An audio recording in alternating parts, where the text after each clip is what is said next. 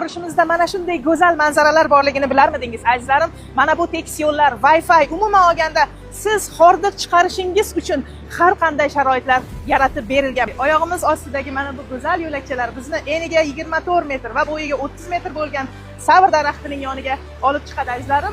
Forish tumanining Mojrum qishlog'ida joylashgan aynan mana shu 1000 yillik archa Janubiy Pomir Oloy hamda Shimoliy Xitoy, Koreyada keng tarqalgan.